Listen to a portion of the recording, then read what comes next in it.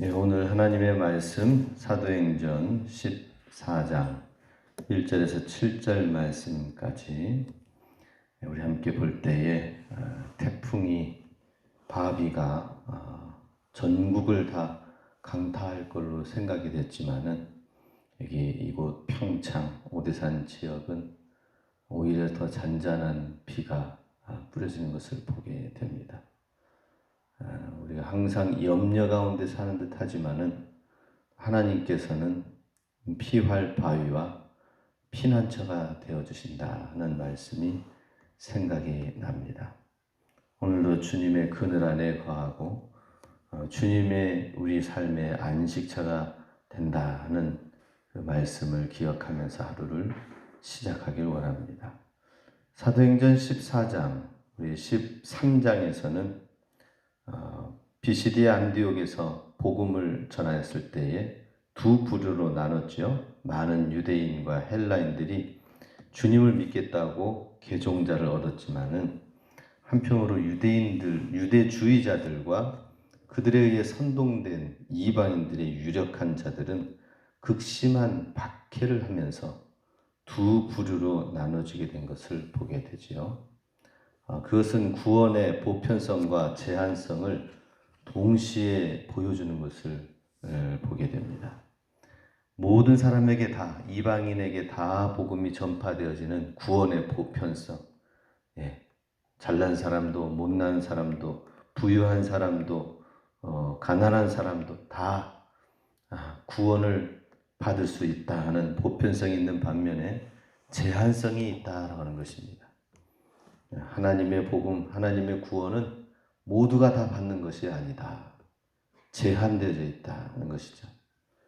오직 하나님의 주권적인 선택에 의해서 하나님의 구원이 그 선택된 사람에게만 전해지는 것을 보게 됩니다.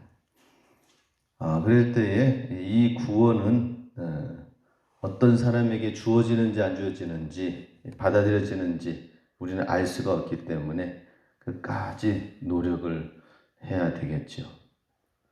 사도 바울은 오늘 14장 1절에서 이곤에서 두 사도가 함께 유대인의 회당에 들어가 말하니 유대와 헬라의 허다한 무리가 믿더라.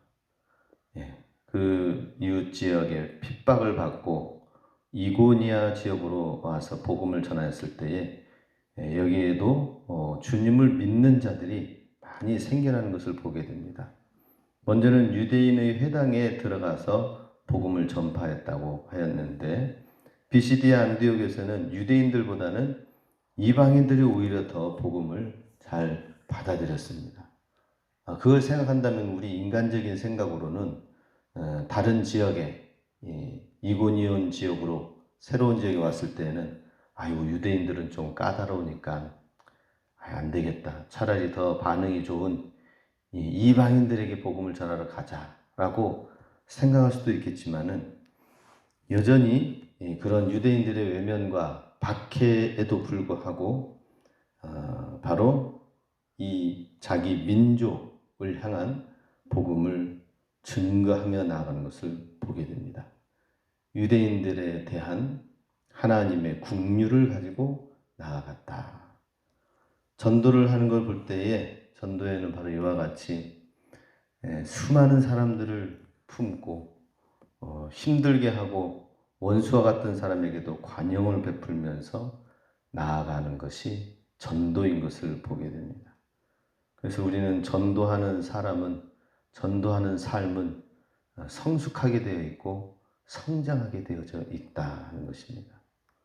우리의 신앙이 성숙하게 되어지도록. 사실 다른 사람이 믿건 말건 나 혼자 잘 믿으면 얼마나 그냥 속편하고 좋겠습니까? 근데 그게 아니다 하는 것이죠. 빌립보서 4장 5절에 너희 관용을 모든 사람에게 알게 하라 주께서 가까우시니라 라는 말씀이 있습니다. 우리가 전도를 하면서 수많은 사람에게 우리의 관용을 보여주면서 나아갈 때에 거기에 주님이 가까이 계신다. 거기에 주님의 성령의 임재가 함께 하신다 하는 것입니다. 나 혼자만 잘 믿고 생활하는 것이 괜찮은 듯 하지만은 왜 하나님께서는 요나를 싫다고 하는 그 원수와 같은 자기 민족을 괴롭힌 그 아시리아 아수르 제국 니느웨 대도시에 가서 복음을 전파하라는 말씀을 왜 하셨는가? 바닷속에까지 고래 뱃속에까지 들어갈 정도로 순종하기까지 하나님께서는 그 순종을 받아내고 회개를 받아내면서 그러면서 외치라고 말씀하신 하나님의 마음, 하나님의 뜻을 우리는 헤아려야 될 것입니다. 사도 바울도 바로 이고니온에서 똑같은 이제 어려움이 있는 것을 보게 됩니다. 2절에 그러나 순종하지 아니하는 유대인들이 이방인들의 마음을 선동하여 형제들에게 악감을 품게 하거늘. 주님을 믿는 사람들이 허다한 무리들이 있지만은 또 한편으로는 순종하지 않는 유대인들이 또 이방인들을 선동하였다. 악감을 품게 하였다 하는 것입니다. 그럼 이런 상황에서 어떻게 해야 됩니까? 아이고, 이 비시디아 안디옥에서 똑같은 현상이 일어났는데 여기서도 그냥 받아들인 사람 대충 전하고 그 다음에 이제 다른 지역으로 가야 되겠다. 이렇게 또 생각할 수도 있겠지만은 그게 아닌 것을 보게 됩니다. 3절 두 사도가 오래 있어 주를 힘입어 담대히 말하니 오랫동안 오히려 더 거기에 머물러 있었다라는 것입니다. 오래 있어라고 하는 이 말의 헬라어 히카노스는 충분한, 넉넉한이라는 뜻입니다. 그곳에 있어서 오래 있다라는 말은 그냥 오랫동안 그냥 있다는 단순한 말이 아니라 충분히 그들에게 말씀을 전하고 충분히 그들을 양육하고 하나님의 말씀을 알고 복음을 깨달을 수 있도록 하였다는 것입니다. 그래서 여기에서는 복음을 전파하는 것뿐만 아니라 이전에 어느 곳에 가든지 이와 같은 양상이 일어나는 것을 보고 그냥 간단히 하고 가야 될 것이 아니라 복음을 제대로 한번 전해보자. 그런 마음으로 오랫동안 있다 보니까 양육을 하는 시스템, 양육 선교지마다 그냥 복음을 전파하고 하는 것이 아니라 양육과 제자 훈련을 하는 그러한 일들을 이제 구축해 나가는 것을 보게 됩니다. 바로 이고니온에서 똑같은 어려움을 반복해서 경험하였지만은 그러나 그 경험되어진 것이 회피로 나가는 것이 아니라 극복하고 돌파해 나가는 것으로 사도 바울은 인도함을 받게 됩니다. 그래서 오히려 더 충분히 넉넉하게 그들에게 복음을 말씀을 잘 전파하도록 하자 해서 그렇게 말씀을 하였을 때에 3절 후반절에 담대히 말하니 주께서 그들의 손으로 표적과 기사를 행하게 하여 주사 자기 은혜의 말씀을 증언하시니 이렇게 오랫동안 반대가 있음에도 불구하고 하나님의 말씀을 잘 부착시키고 착석시켜지도록 하기 위해서 말씀을 전하고 제자 훈련과 양육을 하기 시작하니까 주께서 그들의 손으로 표적과 기사를 행하게 하셨다. 그러니 수많은 사람들이 그 모습을 보겠지요. 이야, 진짜 하나님을 믿는, 복음을 믿는 것에는 무언가가 있구나 생각을 하지 않겠습니까? 그러면서 은혜의 말씀을 증언하셨다. 이 하나님의 은혜의 말씀이 확실함을 증거하는 표적과 기사도 나타나게 되었다는 것입니다. 사도 바울은 에베소에서는 2년 동안 가르쳤고 고린도에서는 1년 6개월 동안 가르쳤습니다. 우리 교인 수가 많다고 좋은 것이 아니라 하나님을 믿는다는 사람이 많아졌다고 하는 것이 중요한 것이 아니라 그 교회가 교훈과 교육과 양육을 잘 받아서 공동체를 잘 이루는 것이 중요합니다. 공동체. 이곳에서 잘 하나님 안에서 다듬어지고 말씀 나누고 훈련되어지고 그러면서 하나님의 말씀이 똑같은 광야 40년을 지나가는 것처럼 광야에서의 주님의 행하시는 믿음과 은혜와 능력을 경험하는 것이 중요하다는 것입니다. 양육이 없이는 전도는 미완성이다 하는 것입니다. 우리 교회도 제자훈련과 양육을 그동안에는 구역 예배를 통하여서 자체적으로 이렇게 해왔지만은 이제 제자 훈련을 잘 받고 양육을 받고 그 다음에 양육 받은 사람이 또 양육을 할 수 있는 사람이 양육을 또 다른 그 누구를 할 수 있는 그런 관계로 나아가야 가르치는 이도 힘이 나고 또 전도받는 또 양육받는 사람도 되어지고 그리고 또 교회에 나오기가 쉽지가 않죠. 그렇지만은 교회에 나오지 않는다 하더라도 자기 집 자기 가정이나 같이 커피숍에서 얼마든지 양육을 할 수 있는 그런 분위기가 되는 것이 중요합니다. 코로나 시기는 바로 그와 같이 돼야 된다 하는 것입니다. 그리고 전도 결실의 모든 그 결과는 하나님의 영역이고 하나님의 몫이다.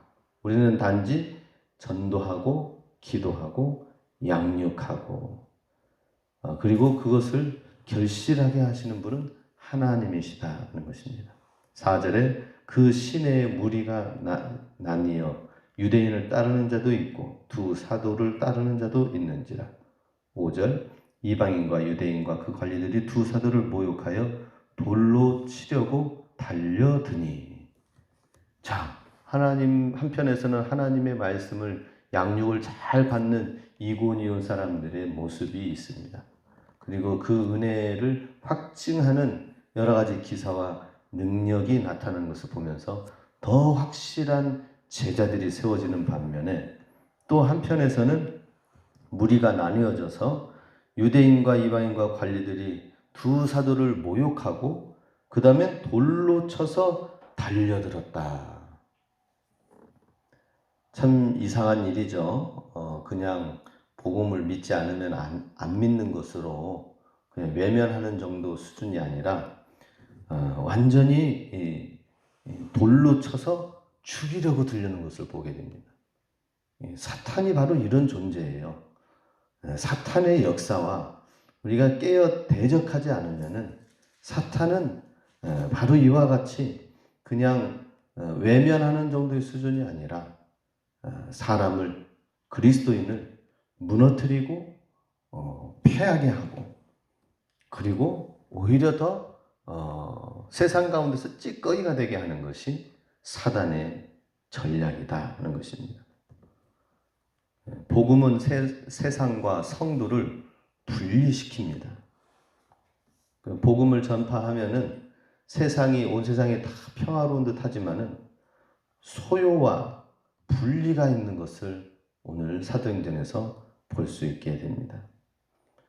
오늘날에도 우리가 복음을 증가하고 전파해서 교회 어떻습니까? 교회는 얼마나 이 지역을 위해서 또 섬기고 헌신하고 우리 한국교회가 보이지 않게 사회복지와 지역마다 아동센터와 또 사회복지 여러 가지 많은 선한 일들을 감당하고 있는 게 교회 아닙니까? 그런데 이 교회를 이제 코로나로 인하여서 완전히 매도시키는 것을 보게 됩니다. 7만여 교회가 있는데 몇몇 교회가 이렇게 확산되어지니까 교회 문을 예배 드리지 못하도록 다 닫아라. 지금 이런 분위기 가운데 있습니다. 우리는 이런 모든 것들을 영적으로 바라봐야 됩니다.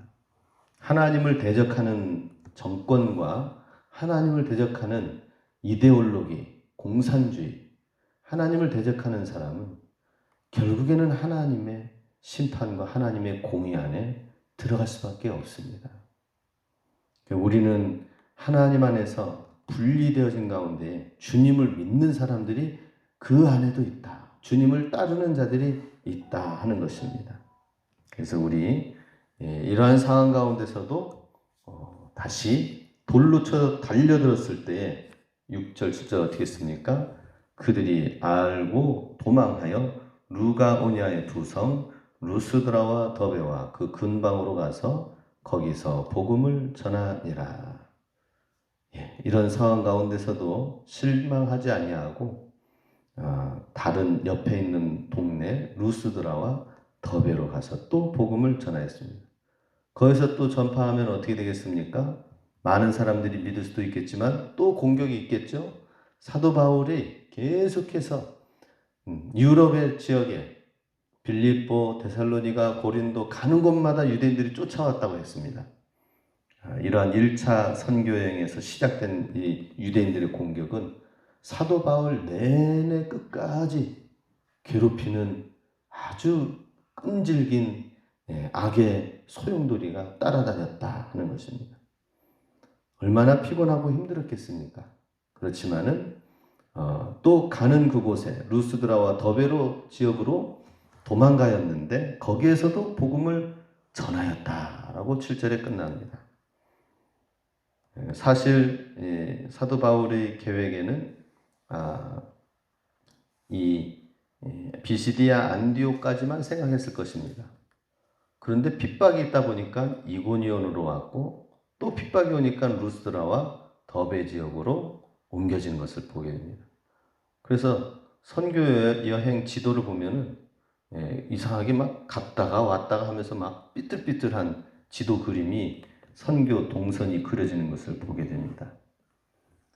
그러니 루스드라와 더베는 덤으로 유대인들의 핍박에 의해서 덤으로 사도 바울이 일행이 들러서 도망가서 복음을 전파한 곳이 된다는 것입니다. 그러니 그 지역에 있는 사람들은 나중에 훗날 뭐라고 얘기하겠습니까? 야, 우리도 사실 비시디 안디옥 큰 도시에 거기에 복음을 전파하러 갔다가 그냥 지나칠 수 있는데 사도 바울 일행이 도망하고 쫓겨가지고 와서도 여기서 복음을 전파하고 그냥 지나치지 아니하고 자기 목숨을 살이지 아니하고 여기서도 복음을 전파하다가 가게 된 지역이다. 그러니 우리는 덤으로 얻게 된 구원의 인생이다라고 그 루스드라와 더베 사람들은 얘기하지 않겠습니까? 그냥 강릉으로 지나칠 수도 있지만 이성복 목사님이 원주에서 강릉으로 그냥 지나치는 것이 아니라 바로 진부 지역에도 들러서 복음을 증거하고 갔다. 이 한 부분도 그냥 지나치지 아니하고 역사에 남아 있습니다. 그런 것처럼 사도 바울의 복음은 가는 곳마다 귀한 복음의 행적을 인도함을 받으면서 전파했습니다. 우리도 걸어다니는 성경책이 되길 원합니다. 걸어다니는 복음을 증거하는 가는 곳마다 우리는 뭐 핍박과 이런 도망치는 일은 없겠지요. 그렇지만 물건 사러 가서 복음을 전하고 또 뭐 지나가다가 우리 버스 정류장에서 기다리다가 대화를 나누면서 전파하고 무슨 일을 하다가 농사 일을 하다가 잠시 지나가는 옆에 온 외국인들에게 복음을 전하고 유천 어제 차량 운행하면서 보니까는 외국인들이 많이 들어와 있더라고요. 일하고 나서 이제는 저녁 때 되니까는 젊은 사람들이 북적북적거려요. 이야, 저는 한편으로는 감사했습니다. 이렇게 이 지역이 노령화되어져 가고 있는 가운데 젊은 사람은 다 떠나가고 없잖아요. 그죠? 근데 하나님이 이렇게 젊은 일꾼들 보내주셨구나. 그게 뭐예요? 외국인 노동자들.